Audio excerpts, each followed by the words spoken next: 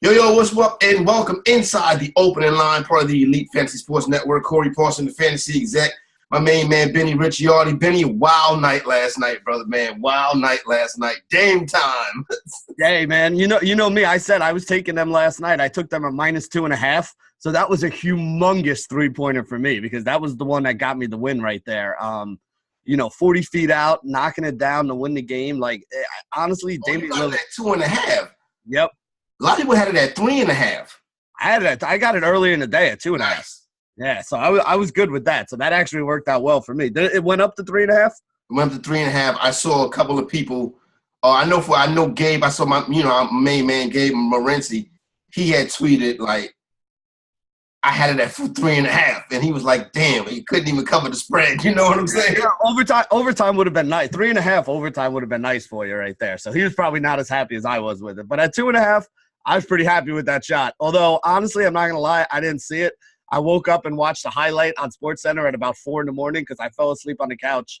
It's getting tough, man. Staying up trying to watch these NBA games. They start at 10:30. They're not ending till after 1 o'clock, and then I got to get up in the morning, get the kids to school, and get ready for this show and all that. So that's what these bags under my eyes come from, man. No, it is tough sitting up here and sweating these late night NBA games when these joints are going on. I happen to be on the telephone, so I got a deaf ear to the TV, and I'm watching this comeback. And as it starts to get tight, I'm like, baby, I got to call you back. You know what I'm saying? And I'm like, yo, and then Dame time takes place.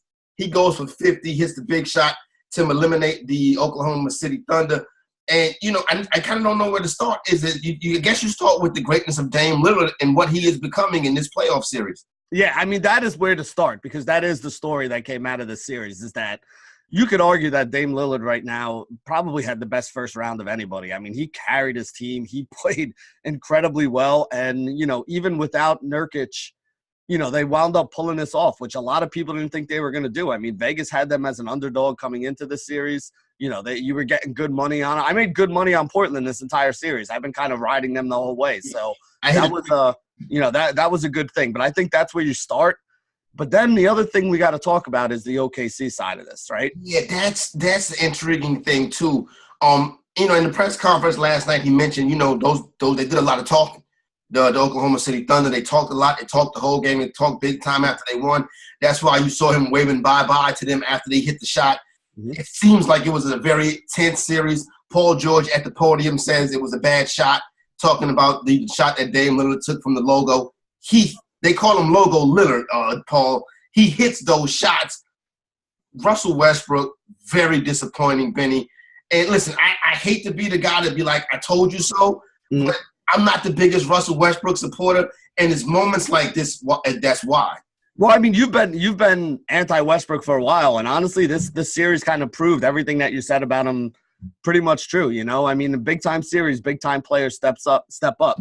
Dame stepped up. West kind of just did his thing and went there. I don't know where OKC goes from here. Can you build a team around Russell Westbrook as your superstar and win? I'm not sure if you can.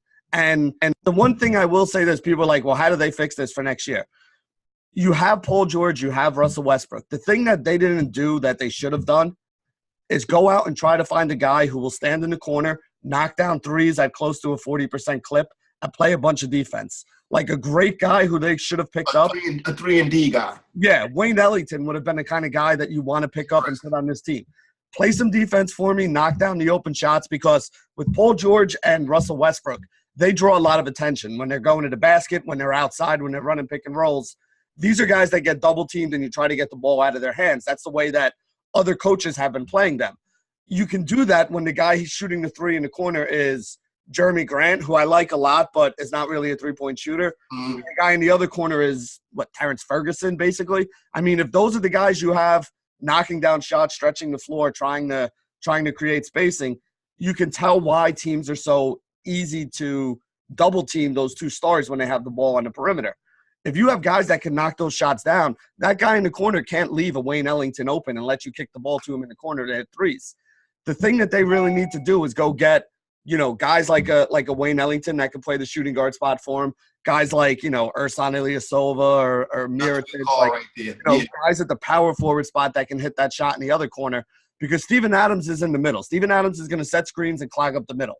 So you really need those guys that can hit those corner shots to stretch everything out. If I'm the OKC Thunder, that's what I'm looking to go after this year. I'm not looking to add a third superstar.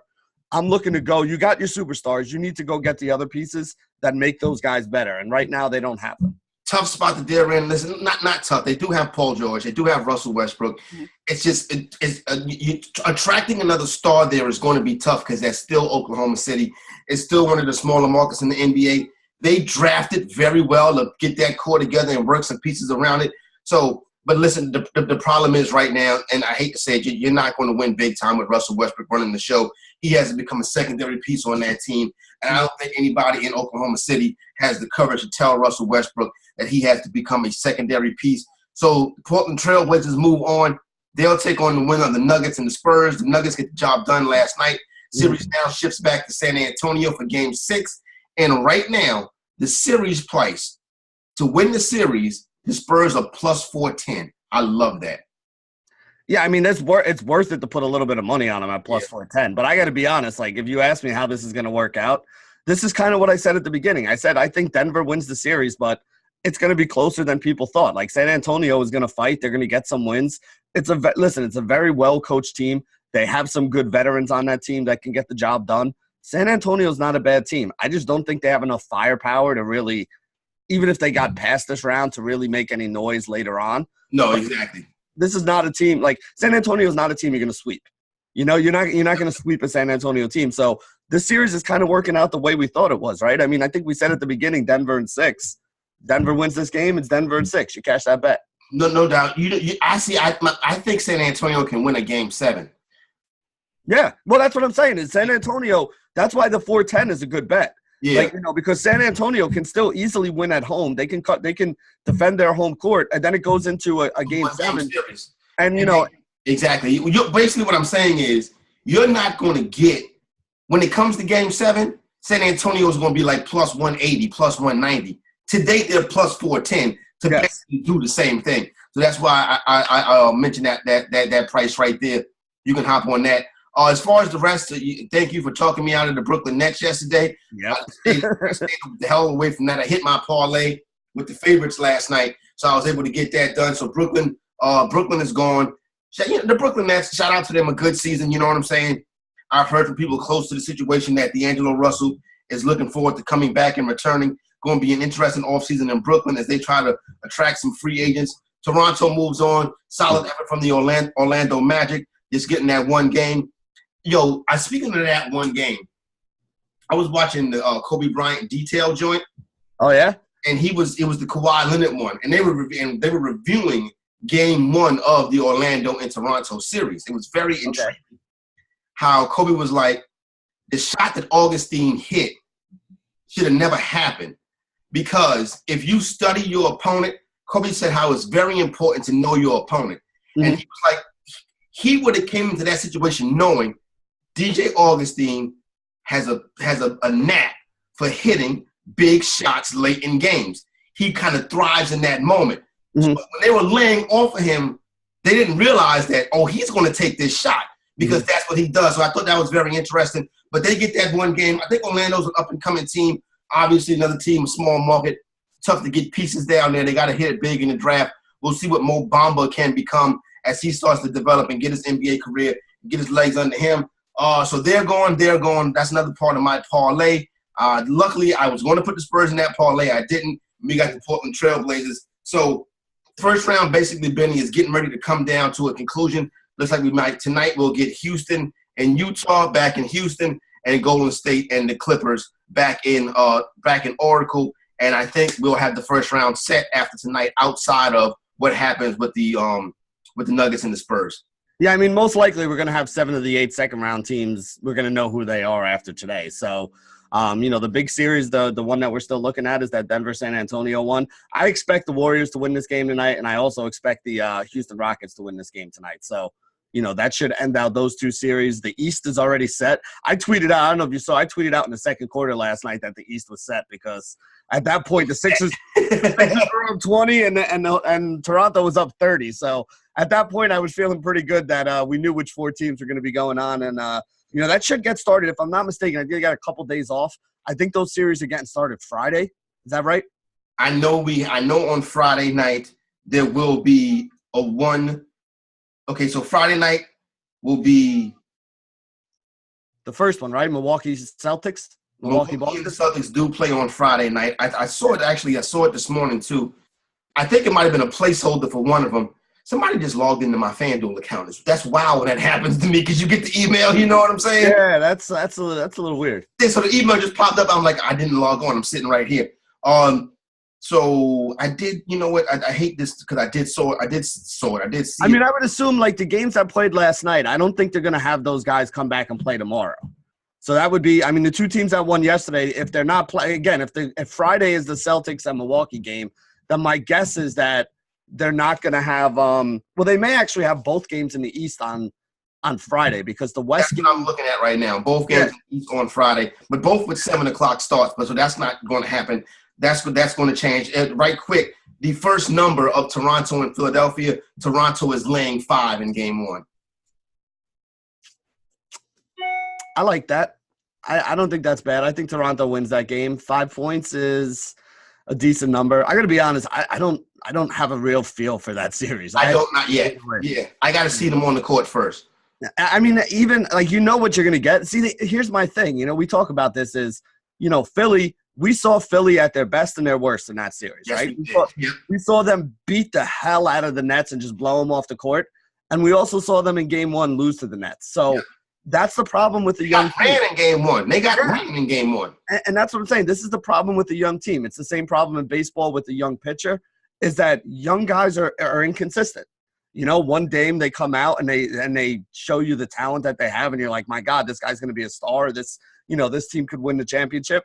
And then the next game they come out and you're like, how the hell did this team even make the playoffs playing like this? So, and it makes it tough when you're betting on a team like Philly like that because Philly in any one of these games, Philly can blow out Toronto by 20 points in any one of these games. They can also lose by 20 points in any one of these games. Agree with you. What I will say is I'm pretty certain that the Toronto Raptors right now have a streak going of losing Game 1s. I'm pretty certain that Toronto may have lost the game 1, maybe something like 5 of the last 6 playoff series they played. Mm-hmm. Toronto's lost Game 1. So that'd be something interesting to look at as we get ready for Friday night, as we get ready to get the second round started in the Eastern Conference. Speaking of basketball right quick, and get back and maybe try to give you some picks for tonight. This morning I saw the trailer. It reminds me of a very exciting time in my life, 30 for 30. And my guess is you probably remember those days too. They did it. I saw the trailer for the Felipe Lopez story. Oh, yeah. I remember. Yeah, I remember Felipe Lopez. But, Bing, I'm looking forward to this. I went to St. Raymond's High School for boys. Rice High School was our rivals. Yep. You could have played those games at Madison Square Garden. That's how those games between Rice and St. Raymond's used to be. And, I saw Felipe a couple years ago. Felipe runs like a Latin American department of the NBA, like NBA Latin. Is like headed up by he's like the ambassador.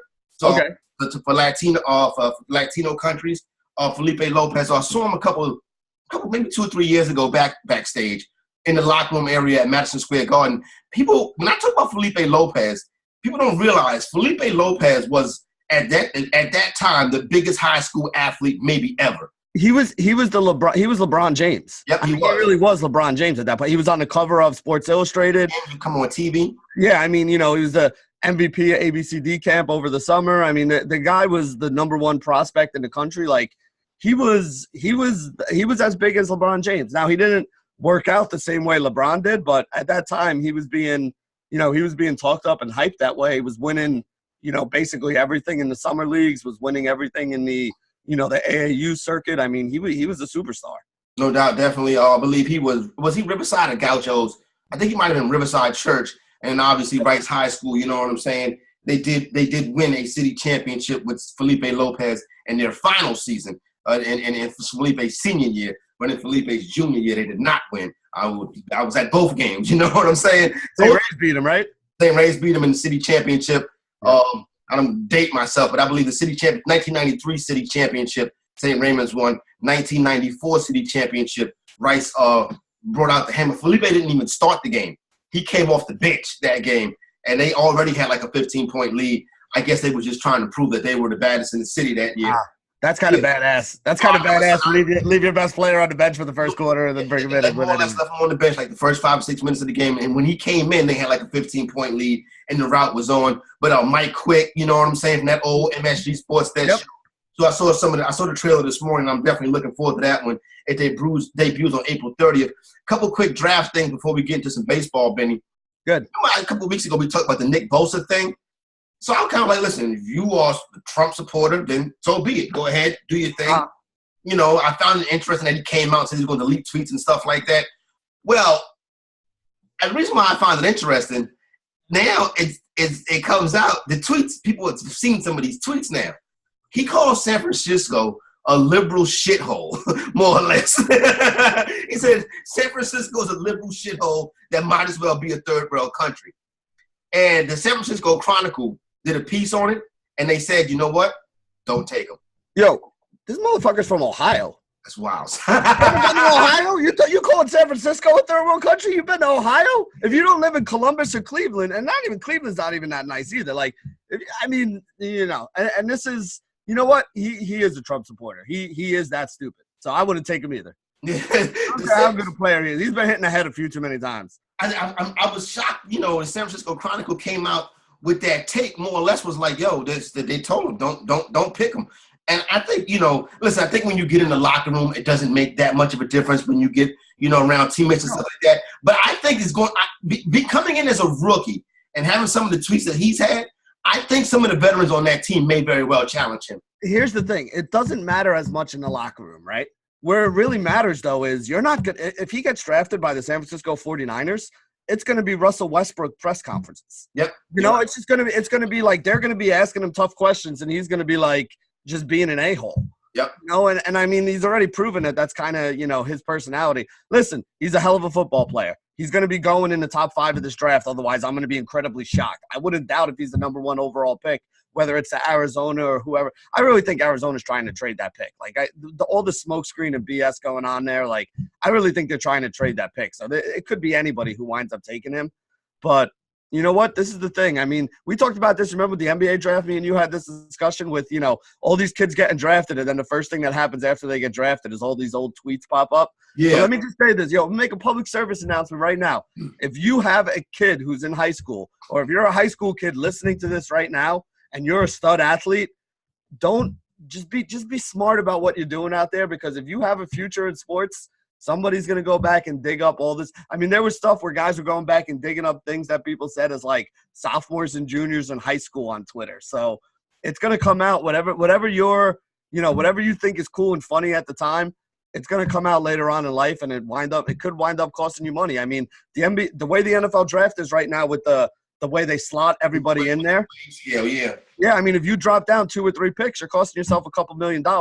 You know, is calling San Francisco a shithole on your Twitter account to impress your friends really worth a couple $1 million?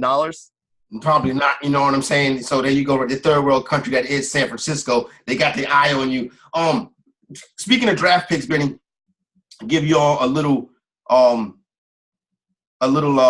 taste of what some futures that are in the NBA draft right now, right? I saw an interesting one this morning. To get a top 3 pick, the Cavaliers, the Knicks, and the Suns are all plus 140. That's easy plus money right there.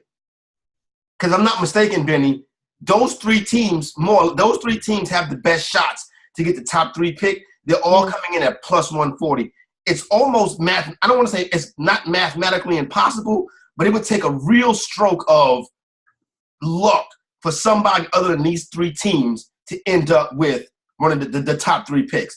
So for the Bulls to slide in there, it's like very slim chance. So you can get Cleveland, the Knicks, and the Suns to land a top 3 pick at plus 140 on FanDuel right now. Each one of them are plus 140, you're saying? Yep. All right, so because I'm just trying to think about how this would work out here with the with the balls and all that stuff. Like, obviously, to get one of the top 3 picks, you have to be one of the 3 ping pong balls that comes up. They, being the 3 teams with the worst records, are going to have the most ping pong balls, so they do have the best chance. But there's a good chance that one of those ping pong balls may be one of those other teams that finished 4th, 4th worst to 12th, 13th worst or whatever. So what I'm trying to think of right now is like this is actually a good number for the books because if you were going to bet on all three of them, right? Yeah, You would think that at least one of them doesn't get there. exactly. Right? So if you bet 100, 100, 100, and two of the three get there, you get back 280, but you laid out 300. Yeah. See what I'm saying? So they actually did take a little bit of juice off of this. I mean, listen, this is one of those, like, I call them gimmick bets. Yeah. You know, there's like gimmick bets out here. Like if you're a Knicks fan and you want to put money on this, throw a couple bucks on it, fine. But if you're like a gambler who's really looking at the odds and all that stuff, this isn't a plus EV bet. It's very close. There's not a lot of rake taken out of it, so it's not like a horrible bet, but it's not a plus EV bet. But see, the thing about it is, you like you said, you more than likely you're not going to hit all three of those teams. That's kind of what they're banking against. That you know that can happen. But this is the kind of bet that when you're watching the NBA draft lottery, so you're like, yeah, you know what I'm saying? Yeah. But just like the NFL draft. I mean, the thing to do. But it's like, let me put something on it. Yeah. This is not bad to put something on because you'll get one of them. Yeah, the thing to do, like if you really want to do this, the thing to do, first off, like don't go all in. Like don't be making this your big, you know, this is a smaller bet or anything like that, right? But if you're sitting there and you just want to get a little bit of action and you're throwing, you know, 50, 100 bucks on it, whatever your unit size is, you pick one of the three.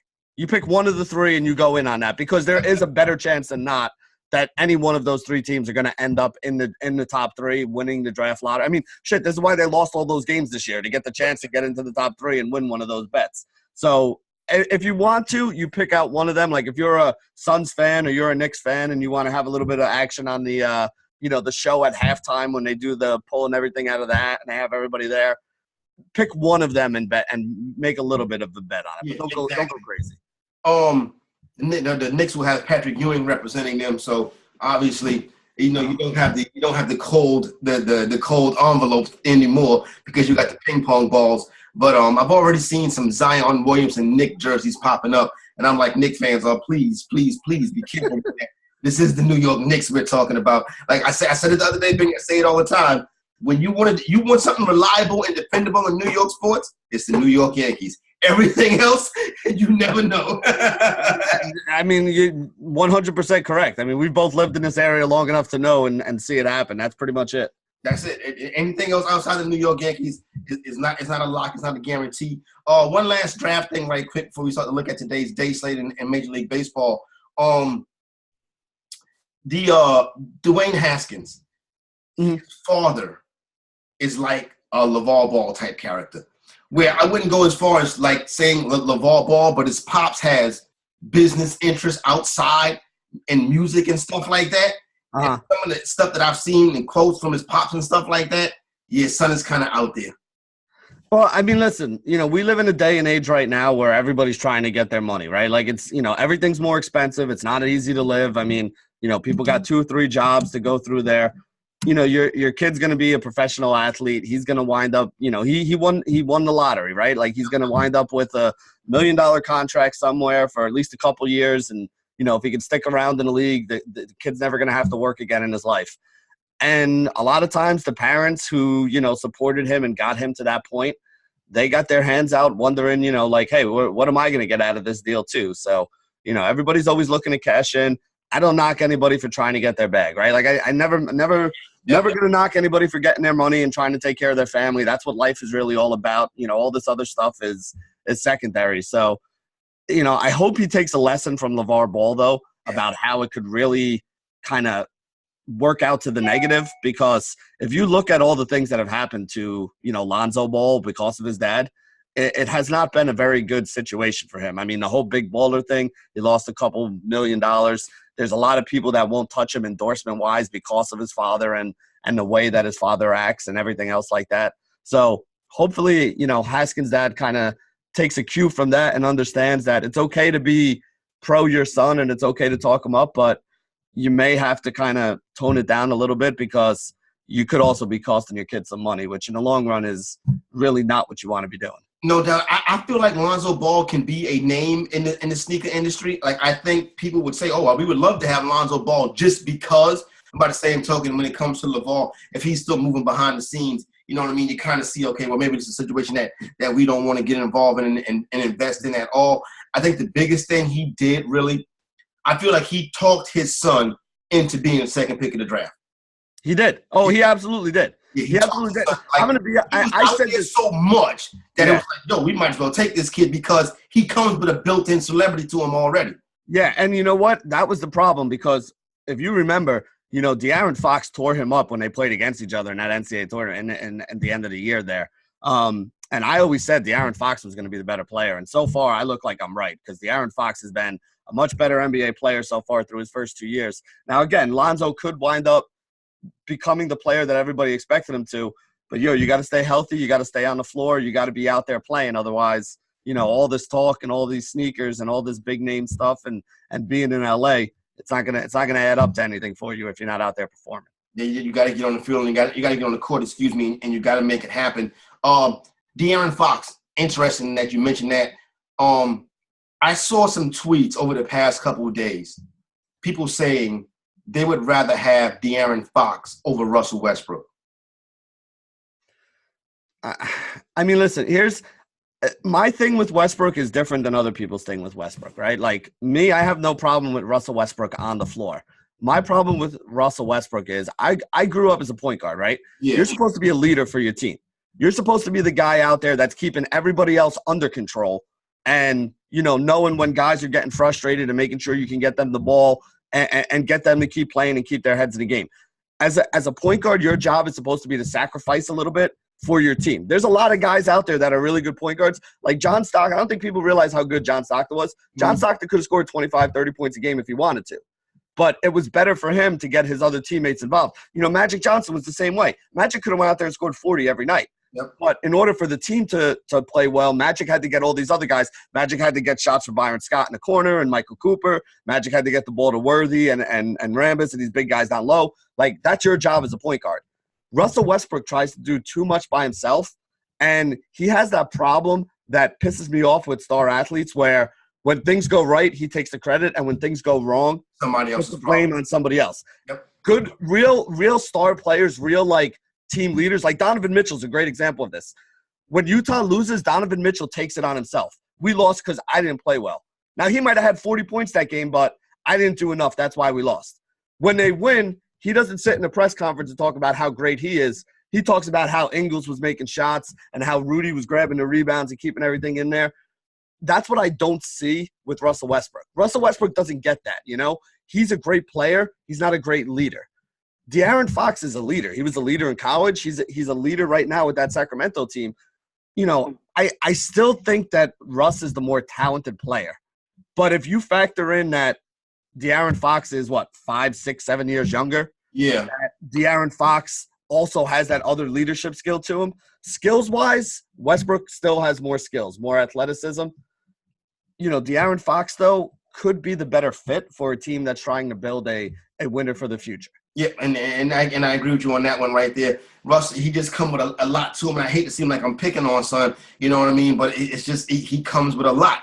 It's great. Listen, he's the 20-20-20 triple-double. That was excellent. And the ability and the talent to do things like that is great. But there's a lot of things about Russell Westbrook that you see that kind of turns you off. So I think it's going to be an interesting offseason in Oklahoma City. But let's get ready to hop into some of this baseball action. Look at some of today's day slate. Once again, EliteFantasy.com for all your DFS purposes. Major League Baseball cooking right now. Don't forget Guru Elite for your betting purposes. FantasyGuru.com. Where we house the season-long stuff at, and got the big draft live stream with Jeff Mans coming up tomorrow night for the NFL draft. So stay tuned for more information on that. Benny, we got the Miami Marlins. I'm about to say the Cleveland and I'm about to say the Cleveland Browns. We got the Miami Marlins and the Cleveland. Now I'm about to say the Cavaliers. We got the Marlins and the Cleveland Indians. 8.5 is the total on this one. Alcantara and Rodriguez on the mound. 1:10 p.m. start.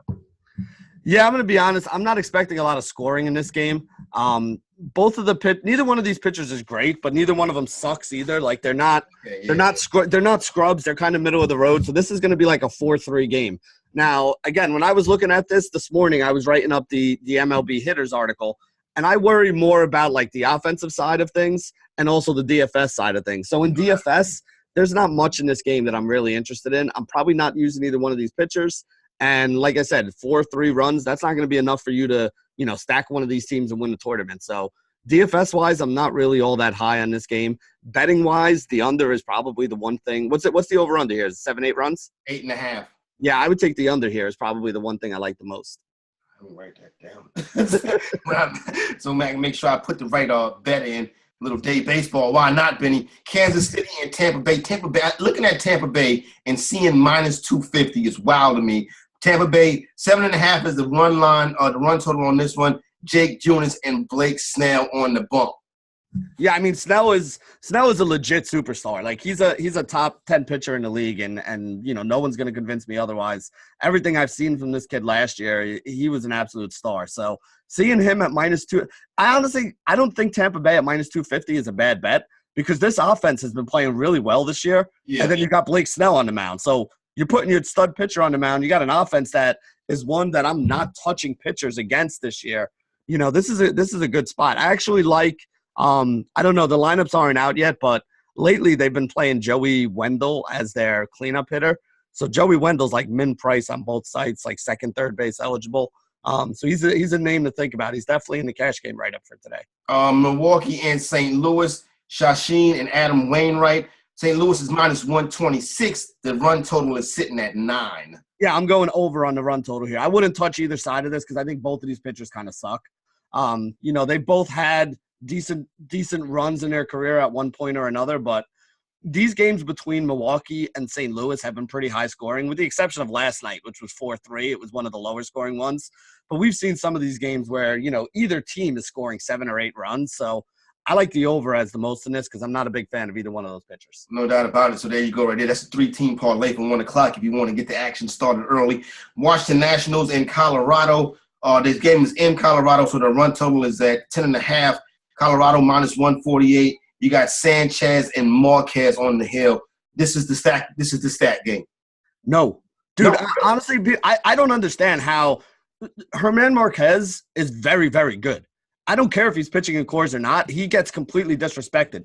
The bet in this game is the Colorado Rockies. I've been taking Marquez at home, and he's been paying off for me. This guy is an absolute stud. If you had Marquez pitching in like Miami, he would be putting up Cy Young type numbers. Wow. Like that good. He's putting up really good numbers, even with pitching in Colorado, which is the hitter-friendliest park in all of Major League Baseball. So for me, the bet here is the Rockies. No doubt about that. And if you're playing DFS, the Rockies stack. I do like the Rockies stack against Sanchez on that side. But I'm not touching these Washington bats. I am not interested in Washington bats against Marquez. Texas and Oakland got the Rangers traveling to the A's. You got right now the only pitcher is Brooks is the only pitcher listed in this game. Oakland at -165 and run total sitting at 9. Yeah, I mean it's probably going to be a bullpen game on the other side. Oakland is projected for like over 5 runs because I know I got a lot of Oakland guys and a lot of Oakland stacks that that I've been writing up on some of these because they're one of the better projected teams on the day here today. So the Oakland side of this game is the side you want to be on. Seattle and San Diego. San Diego -171. 8.5 runs. 8.5 is the total in this one. King Felix and Paddock on the mound. Yeah, I mean, listen, King Felix is one of my favorite players 10 years ago. Of yesteryear. At this point, he's a 4th or 5th starter on your team, and he's a guy that's probably as likely to get lit up as he is to pitch well. So, to me, I have a bunch of San Diego bats that are going into the the hitter breakdown for today. That's the way I'm looking at this one. Nice fade to public game right here. 76% of the